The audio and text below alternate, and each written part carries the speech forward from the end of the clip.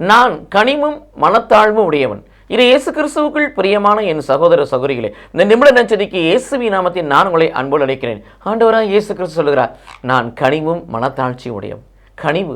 கனிவு என்பது பொறுமை, சாந்தம், எதை குறித்து சஞ்சலப்படாதபடி, சங்கடப்படாதபடி, சண்டையிடாதபடி, சச்சரவு செய்யாதபடி, குழம்பி போகாதபடி, குளறி போகாதபடி, நிதானத்தோடு, பொறுமையோடு, சாந்தத்தோடு ஏற்றுக்கொண்டு அதற்கு பதிலளிக்கிற, அதன்படி செயல்பெற சுவாபம் ஒரு மனிதனுக்கு இருக்கும் என்று சொன்னால், எதையுமே பொறுமையோடு ஏற்றுக்கொள்ளக்கூடிய மனோபாவம் இருக்கும் என்று சொன்னால், இல்லை கடவுள் நமக்காய் யுத்தம் செய்வார், கடவுள் நமக்காய் வழக்காடுவார், கடவுள் நமக்காய் யாவற்றை செய்தி கொடுப்பார், நாம் அவருக்காய் காத்திருப்போம் என்ற மனநிலை இருக்கும் என்று சொன்னால், அவர்கள் சாந்தமுடையவர்கள்,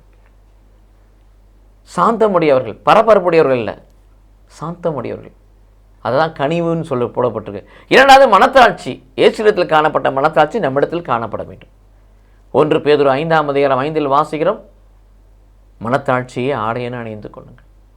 அன்னை மரியாள் மனத்தாட்சியை ஆடையென அணிந்திருந்தார்கள், மகிமையென உயர்த்தப்பட்டார்கள். நாமும் கூட கடவுள் எவ்வளவு உயர்த்தினாலும் நாம் மனத்தாழ்மையோடு நடந்த கடவுள். இந்த உலகம் உயர்த்தினாலும், கடவுள் உயர்த்தினாலும், உலகத்தில் கடவுள் உயர்த்தினாலும், எவ்வளவு நமக்கு எது இருந்தாலும் எல்லாம் கடவுள் கொடுத்துருன்னு சொல்லி கடவுளை மையப்படுத்தி வாழ்ந்து மனத்தாழ்ச்சியோடு, மனத்தாழ்மையோடு, மேட்டின்மைக்கும், பெருமைக்கும், ஆணவத்துக்கும், அகம்பாத்துக்கும், புகழ்ச்சிக்கும் இடம் கொடுக்காதபடி கடவுளுடைய மகிமைக்கு இடம் கொடுக்குற பிள்ளைகளாய், கடவுளுடைய நாமம் உயர்வுக்கு இடம் கொடுக்குற பிள்ளைகளாய் மாறுவோம்.